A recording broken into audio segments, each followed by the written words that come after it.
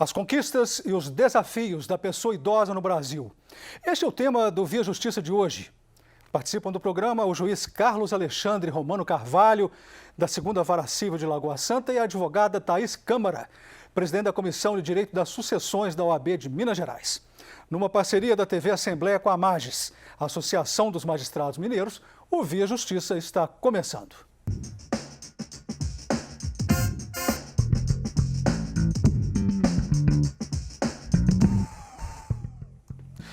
Doutor Carlos, doutora Thaís, quais são as perspectivas na defesa da pessoa idosa no Brasil em 2020?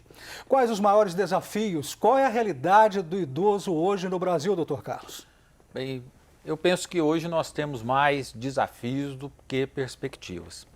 Infelizmente, os casos de abandono afetivo, abandono material contra o idoso, violência doméstica contra idoso e contra idosas, inclusive com incidência da Lei Maria da Penha, não são raros no meio forense. Então, eu acredito que nós temos muitos desafios. As perspectivas que nós temos é uma lei, que é o Estatuto do Idoso, que é uma lei ampla, que garante de forma extensa os direitos civis, os direitos individuais, os direitos sociais dos idosos. Então, nós temos uma legislação muito boa, mas que precisa ser colocada efetivamente em prática. Esse é o grande desafio, que as políticas públicas, sociais e também a família funcionem efetivamente no amparo do idoso. Como que a senhora vê a realidade hoje, doutora Thaís? E também, até pegando a questão que o doutor Carlos falou, eu falo que às vezes que o idoso é muitas vezes esquecido. Diferentemente da criança, quando ele falou da questão do abandono afetivo, a criança muitas vezes ela vai ter um representante para estar falando por ela em relação a uma ação judicial. O idoso não, às vezes com o abandono justamente ele fica com talvez uma demência, uma depressão, não tem quem na verdade amparar ele judicialmente na via do judiciário para entrar com uma ação. E nós temos um detalhe aí a respeito do que a doutora Thaís falou da criança. A criança sempre é símbolo de renovação, a criança sempre traz a realização da paternidade e da maternidade. Então, mesmo aquelas crianças que estão em abrigos, elas sempre vão ter a possibilidade da adoção. Agora, o idoso no nosso país, infelizmente, muitas vezes é sinônimo de uma pessoa lenta, de uma pessoa esquecida, de uma pessoa que só traz problemas, enfim, de um peso para quem cuida deles. Então, isso às vezes afasta essa solidariedade do idoso, diferente do que acontece muitas vezes com as crianças, que as pessoas têm sempre aquela vontade de amparar a criança. E os dois polos são vulneráveis, tanto a criança, tanto o idoso, eles merecem a proteção do Estado. E a própria Constituição já traz isso, ou seja, os filhos maiores devem proteger os seus pais, né, na velhice, o que muitas vezes não acontece. Né? A gente vê isso, às vezes os idosos completamente desamparados, tendo que recorrer, às vezes, até a ação de alimentos, se não for o caso, e aí discutindo aqui justamente sobre a questão do abandono, abandono até em próprios asilos, a própria Santa Casa de Misericórdia. A gente vê hoje vários idosos sendo abandonados nesses locais, né? Ou seja, esquecidos nessa situação. O Estatuto do Idoso, ele completa 17 anos em 2020. Pergunto para o senhor, doutor Carlos, quais foram as conquistas mais representativas do Estatuto? Eu acho que a conquista mais representativa do Estatuto foi reconhecer ou foi tornar expresso na lei que o idoso é uma pessoa plena de garantias, ele é um cidadão como qualquer outra pessoa, ele tem direito à liberdade, ele tem direito a professar sua fé, ele tem direito à educação, direito ao trabalho, direito à cultura, direito à saúde, direito ao lazer. Enfim, eu acho que essa é a grande garantia, o grande achado do Estatuto do Idoso, ou seja, foi declarar expressamente, olha, não é porque a pessoa é idosa que ela é um cidadão de segunda categoria, não. Tanto o idoso, quanto o jovem, quanto a pessoa de meia idade têm os mesmos direitos, as mesmas garantias. O idoso, desde que ele esteja nas plenas faculdades mentais, é ele que administra a sua vida, é ele que dita os seus rumos, ele merece ser valorizado, ele merece ser amado, ele merece ser amparado, porque ele é um ser humano como qualquer outra pessoa. Doutora Thaís, quais são as dificuldades para sustentar essas conquistas? Pode-se ou não dizer que elas estão ou estejam consolidadas? Eu falo que é um trabalho do dia a dia e eu acho que também é uma divulgação. importantíssima essa divulgação, como está o programa hoje, divulgando sobre esses direitos, também porque muitas vezes as pessoas que deveriam estar protegendo esses idosos, que são os familiares, eles não estão protegendo. Então, eu falo que até um próprio asilo, um representante no asilo poderia, às vezes, se o idoso não tem o discernimento necessário para requerer uma ação de alimentos ou uma ação de curatela, reivindicar isso, ou seja, dar, na verdade, legitimidade para esses representantes ajuizar a ação de curatela para representá-lo numa ação de curatela, esses idosos, e também representá-lo para uma ação de alimentos, ou seja, se hoje a gente pensa o seguinte, está no Código Civil que os netos podem visitar os seus avós, né? Ou seja, existe esse direito recíproco. Por que na verdade, não poderia também os idosos receberem a visita dos seus netos também? Então, acho que a gente tem que utilizar, na verdade, o que nós temos hoje na nossa legislação a nosso favor. Isso com base aqui, na divulgação, nessa divulgação que a gente está fazendo hoje mesmo aqui, né, no programa.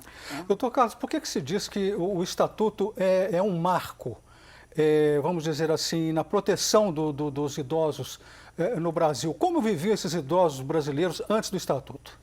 Veja bem, eu me recordo uma vez de um caso, que isso aconteceu há uns anos atrás, que uma filha chegou para mim e falou assim, olha, uma pessoa, um advogado me orientou falando que o meu pai já tem 70 anos de idade e a partir de agora ele está incapaz, eu que vou administrar o patrimônio dele. Eu falei, não, mas só porque o seu pai tem 70 anos de idade, ele não é incapaz. Não, a lei diz que ele é incapaz. Então eu acho que o Estatuto do Idoso veio desmistificar esses conceitos equivocados que tinham, sabe? Foi aquilo que eu falei anteriormente. Ele veio realmente reafirmar a condição de pessoa do idoso, a condição de pessoa que tem direito a ter a sua dignidade, a sua liberdade, os seus direitos sociais, individuais, respeitados e amparados. Sujeitos de direitos, como a gente Exato, fala. acho que a história foi perfeita sujeitos de agora. direitos, ou seja, um sujeito de direito. E a questão do discernimento é importantíssimo, porque a partir do momento que o idoso tem discernimento, a gente tem que dar cada vez mais autonomia para esse idoso. Ou seja, ele tem discernimento, vamos apoiar ele em relação às vontades dele, às conquistas dele, né? Ou seja, ele já viveu a vida toda, ele já tem, na verdade, discernimento para espaldar essas questões. E mais, eu acho que o Estatuto veio falar, olha, o idoso tem autonomia, não é o filho que gere a vida do idoso, não é o Estado que gere a vida do idoso, é o idoso que vai gerir a sua própria vida. Se houver necessidade, a família vai auxiliá-lo. Exatamente porque, às vezes, das limitações que a própria natureza traz em razão da idade. Às vezes a locomoção, às vezes uma dificuldade em compreender a realidade. Então, o idoso será auxiliado, mas a idade, idoso, não é sinônimo de incapacidade. Pelo contrário, o Estatuto vem falar exatamente o inverso. Idoso é pessoa autônoma. Doutora Thaís, de 2003 para cá, ou seja, desde a criação, houve modificações importantes no Estatuto. Quais são essas modificações que a senhora destaca? Eu falo que é muito importante a questão, por exemplo, da questão dos alimentos, que antes, no Código Civil, ele trata dos alimentos de forma diferenciada do que trata do idoso. O idoso hoje, quando necessita de uma pensão alimentícia, ele pode escolher, por exemplo, optar por um filho, por exemplo. Ou seja, tem 5 filhos, ele pode ter a preferência de optar por um filho que ele acha que tem condições financeiras melhores. E isso foi uma inovação, eu falo que foi um avanço do Estatuto do Idoso em relação à questão alimentar, que é uma questão material que ele precisaria para estar sobrevivendo. Eu acho que foi um avanço nesse sentido. E além, da verdade, de trazer, na verdade, o idoso, olha, como sujeito de direitos, olha, ele merece proteção, mas ele tem sim a sua voz ser respeitada, a sua autonomia ser valorizada. Né? Ou seja, não é porque ele já tem uma idade avançada que ele perdeu o seu discernimento. Pelo contrário, né? Para a gente fechar esse bloco, doutor Carlos, a Comissão do Idoso da Câmara dos Deputados aprovou a mudança no nome do Estatuto. Não mais Estatuto do Idoso, mas Estatuto da Pessoa Idosa.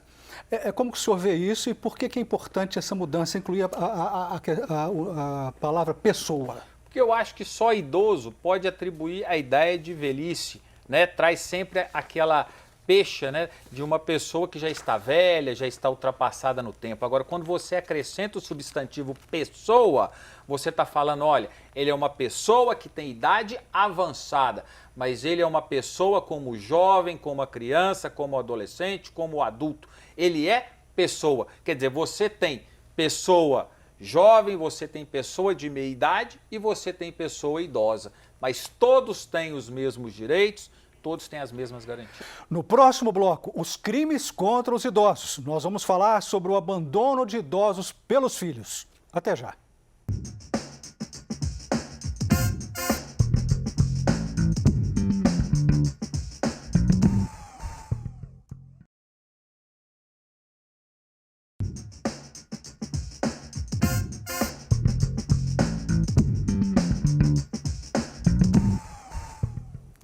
O Via Justiça e a defesa da pessoa idosa no Brasil. Nossos convidados de hoje, o juiz Carlos Alexandre Romano Carvalho, da 2ª Vara Civil de Lagoa Santa, e a advogada Thaís Câmara, presidente da Comissão de Direito das Sucessões da OAB de Minas Gerais. Neste bloco, nós vamos falar sobre o abandono de idosos pelos filhos. Como isso está acontecendo no país, doutor Carlos? Desde quando isso acontece? Olha, eu vou te falar uma coisa.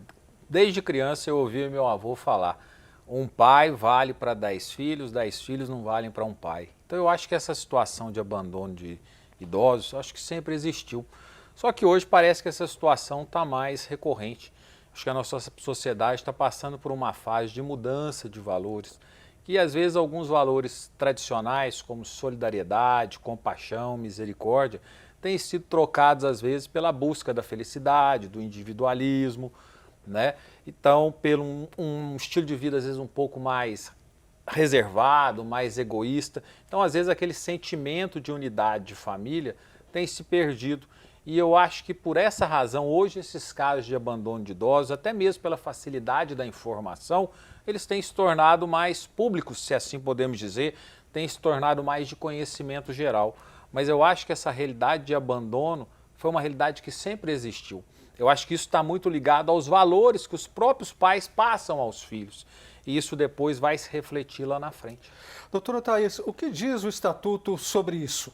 É possível punir ou responsabilizar legalmente os filhos pelo abandono afetivo aos pais idosos? Quais seriam essas penalizações? Olha, no caso, por exemplo, se um filho abandona, por exemplo, o seu pai numa Santa Casa de Misericórdia, no hospital, existe uma penalidade, uma sanção até criminal em relação a isso. A gente estava até discutindo isso anteriormente, mas eu nunca vi na prática isso realmente acontecer, né? Ou seja, um filho ser preso, punido por esse abandono de deixar o seu pai num abrigo, numa casa de repouso e nunca mais aparecer. O que, na verdade, a gente procura, justamente, eu acho que a gente tem que discutir esse tema, porque isso está recorrente, né, e as pessoas estão cada vez mais individualistas da vida, é justamente, olha, vamos ver se a gente consegue restabelecer esses vínculos familiares, né? Ou seja, vamos ver se a própria Santa Casa, o próprio judiciário tenta entrar em contato com esses familiares ou através de um setor de mediação para restabelecer esse diálogo, para ver os motivos reais desse tipo de abandono. Que muitas vezes, talvez, esse pai, ele abandonou esse filho na infância. E talvez esse filho agora, na verdade, ele fala assim, olha, eu nunca tive um pai presente, porque agora eu vou ser um filho presente. Então tem essa discussão também, né, nesses abandonos. Então a gente tem que ver a fundo a causa desse motivo. Essas penalizações, é possível a prisão, doutor Carlos? Sim, é possível. Você tem tanto no Código Penal quanto no Estatuto de Idoso crimes que tipificam essas condutas. Então você tem, por exemplo, no Código Penal, o crime de abandono de incapaz, que dependendo das consequências desse abandono, se eventualmente gerar uma lesão, gerar uma morte, podem haver até penas altas, com possibilidade de prisão. Você tem já no Estatuto do Idoso o artigo 99, que se refere ao abandono material, quando o filho deixa de prover as necessidades materiais do seu pai. Salvo me engano, o crime é apenado com até 4 anos de prisão. Então, existe a tipificação, há a possibilidade, ser instaurado inquérito policial, do Ministério Público vir a promover a ação penal e do filho, eventualmente omisso, ser condenado. Pergunto à senhora, doutora Thaís, por que é necessária a responsabilização dos filhos e familiares que abandonam? Eu falo que é uma conscientização, até pelo princípio da solidariedade familiar, aquele idoso, ele necessita realmente de um amparo, na verdade, na velhice. Ou seja, ele está vulnerável numa situação e quem, na verdade, vai auxiliar? A própria Constituição fala, né? A família, a sociedade já tem esse dever de amparar ele na velhice. Então, a gente tem que acionar, na verdade, o judiciário numa situação dessa, né? Ou seja, o judiciário, então, até com algumas medidas públicas em relação a isso, chegam em hospitais, nos locais que eles foram abandonados, deve haver como se diz, quase uma força-tarefa para a gente estar restabelecendo a dignidade desse idoso abandonado numa situação, né, e eu acho que é importante também, a gente deve pensar num aspecto. Às vezes o filho, quando deixa o pai em abandono, ele age às vezes por motivos banais, motivos fúteis, às vezes ele não está fazendo a correta avaliação da realidade. Porém, quando esse pai se vai, aquele filho sofre. Vem o peso na consciência, vem o drama de consciência. Então eu acho que essa questão do idoso, como a doutora já colocou aqui, mais do que uma questão jurídica, é uma questão fora do direito também. É uma questão da própria pessoa, do próprio sentimento da pessoa, dos próprios valores da sociedade Então eu acho que é uma questão que precisa ser tratada com seriedade, porque isso não traz só consequências jurídicas. Acho que até a legislação deveria ser mudada. Uma grande questão é o seguinte, aquele idoso que foi abandonado, na verdade, por o seu filho, ele ser caso de indignidade, por exemplo, ou seja, para que ele não receba a herança no caso de um falecimento. Eu acho que poderia haver essa alteração legislativa nesse sentido. Sim. Em um caso de indignidade. O abandono de pais idosos está sujeito a uma indenização? De quanto seria essa indenização, doutor? Depende do caso. Essa nova legislação, até uma legislação, um projeto de lei no Senado, exatamente tipificando a questão do abandono afetivo do idoso, ou seja, isso agora vai ficar expresso na lei. Porém, independentemente da previsão legal, a legislação atual, o Código Civil, já contempla que toda aquela pessoa que cause dano moral a outro tem que indenizar. Então, essa indenização vai ficar ao prudente arbítrio do juiz. Vamos ver agora a opinião popular em Belo Horizonte. Filhos que abandonam os pais devem ser processados na justiça? Isso é uma coisa muito pessoal, de educação, questão de princípio. Estou sozinho, a não ser 2 filhas que eu tenho, que moram em Belo aqui. Uma tá casada, a outra está solteira. E eu vivo praticamente sozinho. Pô, que está adulto vai tomar conta da sua vida, né? Mas ele sempre tem que estar atento e estar perto da família. Eu acho importante o filho estar perto da família. Agora, ser criminalizado judicialmente, eu acho que não. A minha mãe teve Alzheimer. E na minha família são 5 homens e 2 mulheres, né? Então, porque tinha que cuidar, dar banho. Então, as 2 irmãs que tinham mais acesso, abandonar nunca, né? Assim, tirar o afeto nunca. O que tem que levar em conta é o tempo mesmo que os pais gastaram, tudo que foi investido num filho para no final da vida estar sendo entregue, né? Em qualquer maneira, sem preocupação alguma. Comentário da senhora sobre a fala popular, rapidamente. Eu acho muito interessante, até relembrando o que a ministra Nancy Andrighi uma vez falou, que ela falou que amar é faculdade, mas cuidar é um dever de todos. Né? Ou seja, a gente tem que cuidar. É dever dos filhos cuidar dos seus pais na velhice. Né? Então, na China já tem, por exemplo, uma legislação que obriga, na verdade, os filhos visitarem os seus pais. Comentário do senhor sobre a fala popular? Eu acho que a gente tem que lembrar que ainda que a nossa sociedade esteja em transformação, a família realmente é ainda a célula maior da sociedade. Nosso mundo tem sido marcado por tantas tragédias que nós vemos que as coisas materiais se vão. Agora, o que fica realmente são os laços de família. Então, é importante que nós reforcemos esses valores. O filho tem sua autonomia, mas ele não pode esquecer daquele pai, daquela mãe que lhe deu a vida. O Via Justiça faz agora mais um intervalo e voltamos em seguida com o bloco final do programa.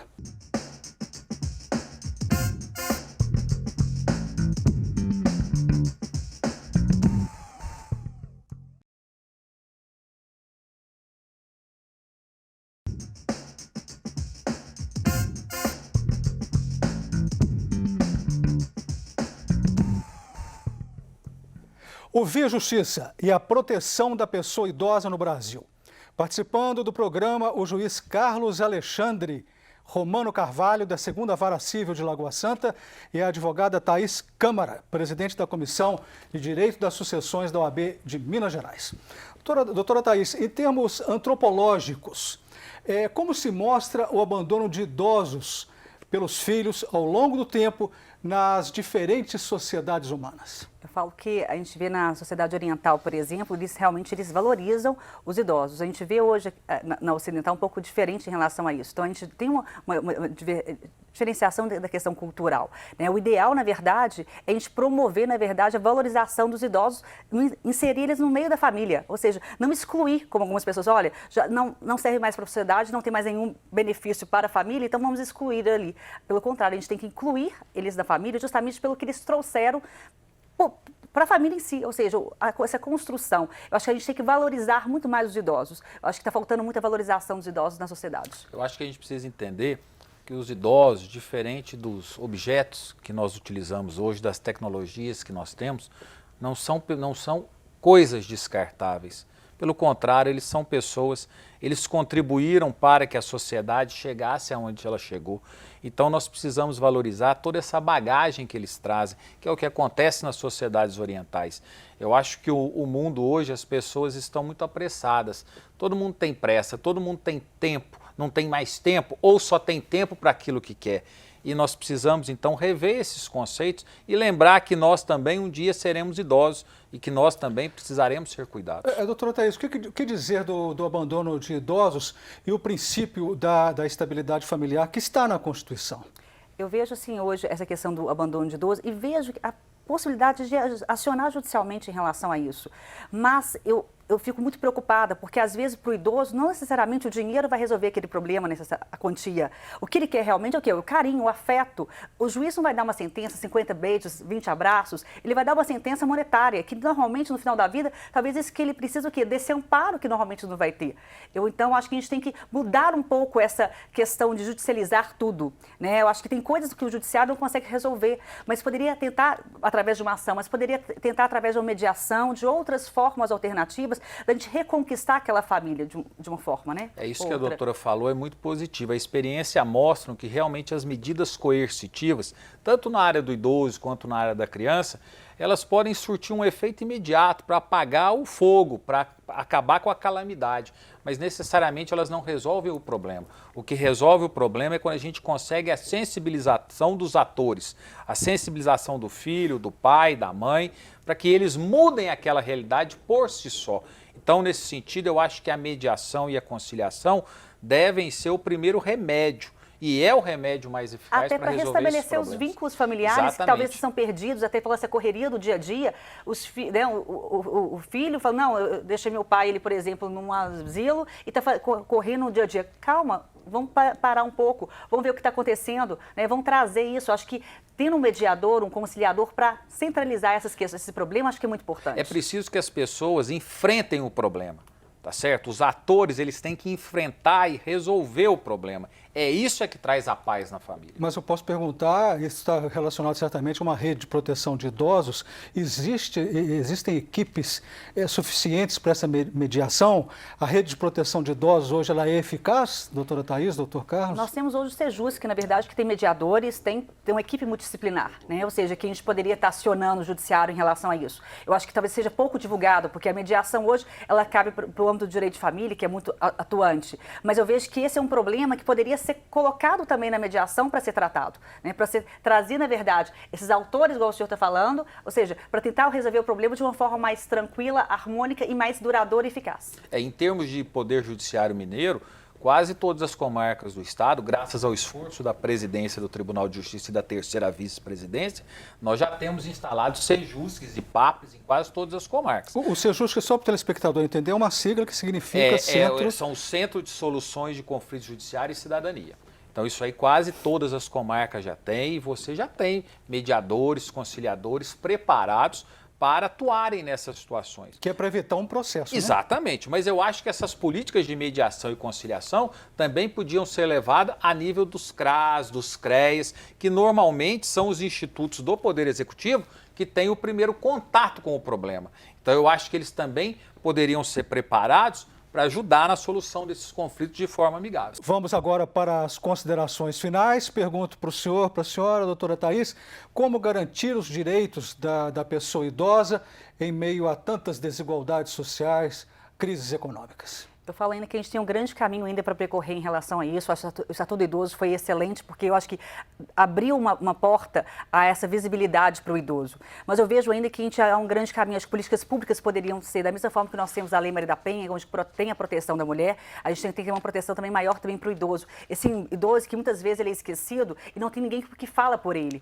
A gente vê, na verdade, uma criança, às vezes a mãe está falando por ele. Agora, o idoso normalmente não tem quem exclame, porque ele já está numa fase, mas, talvez, com uma depressão, ele não tem muito acesso ao judiciário. Então, por isso que a gente precisa de pessoas e uma política pública maior.